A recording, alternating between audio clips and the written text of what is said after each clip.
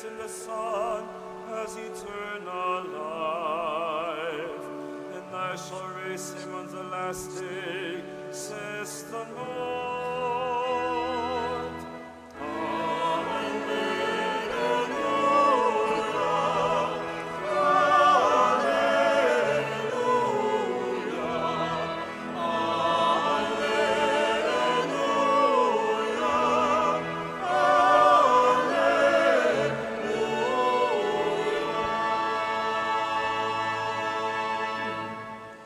The Lord be with you.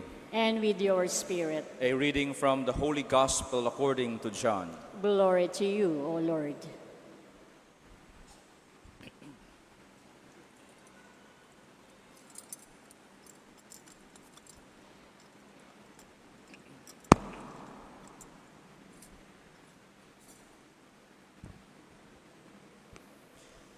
Jesus said to the crowds, I am the bread of life.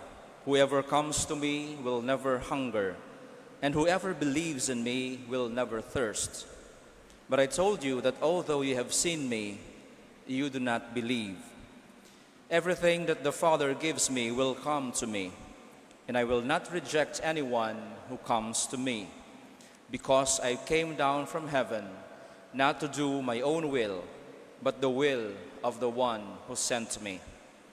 And this is the will of the one who sent me, that I should not lose anything of what he gave me, but that I should raise it on the last day.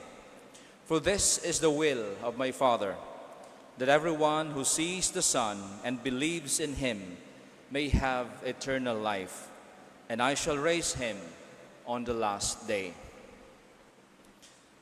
The Gospel of the Lord. Praise to you, Lord Jesus Christ.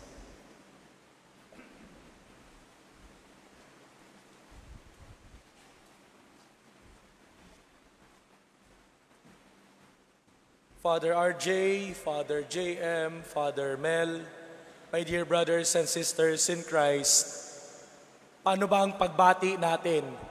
Good morning po sa inyong lahat. Kasi morning at night magkasama.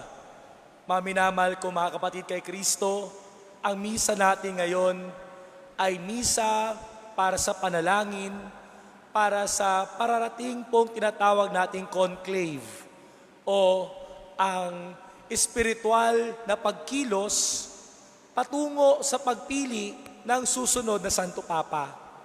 At mga kapatid, nararapat po ng ating ebanghelyo ngayon, konektado po sa mangyayaring exercise po sa araw na ito sa Vatican.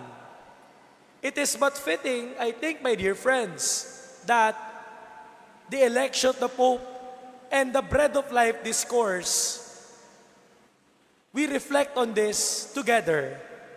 At sa pagninilay po natin ngayon, tatlong letter M, madaling tandaan. First letter M, my dear friends, is movement. Ang gagawin pong pagpili sa susunod na Santo Papa ay hindi po movement ng tao. Ito po ay movement ng Diyos. At ito po ay magandang para sa atin. Ito po ay movement ng Holy Spirit. Kaya po hindi natin pinupush ang ating mga personal na agenda. Wala tayong pinupush na mga kandidato o mga favorite. Kung merong isang pipili, ito ay walang iba kundi ang Espiritu Santo. My dear friends, sa Bread of Life discourse, lalo na sa simula, nakita natin yung movement ng tao patungo kay Jesus. Ngunit ang tingin nila kay Jesus ay isang political leader.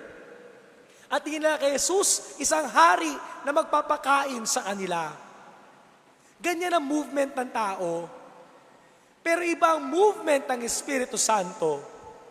Sabi nga sa book of the prophet Isaiah, God's ways are not our ways. Ang gawa ng Diyos, ang isip ng Diyos, iba sa isip at gawa ng tao. At pinaubaya natin sa pagkilos ng Espiritu Santo ang magaganap pong pagpili sa susunod na Santo Papa. Kaya pakiusap, lalo na po sa ating mga minamahal na mga kababayang Pilipino. Ang Espiritu Santo ang ating pakinggan. Let the movement of the Holy Spirit prevail in this exercise. Nang sa gayon, yung kalooban ng Diyos ang manaig, hindi ang kalooban ng tao. Which brings us to the second letter M, mandate. Ano po ba ang mandato? Ano po ba ang goal nitong ating pinagdarasal ngayon? Muli, it's always the will of God. Sa ating Ebanghelyo ngayon, nabanggit, naparito ang tinapay ng buhay, naparito ang Panginoong Jesucristo para gawin ang kalooban ng Diyos. At ano ba ang kalooban ng Diyos?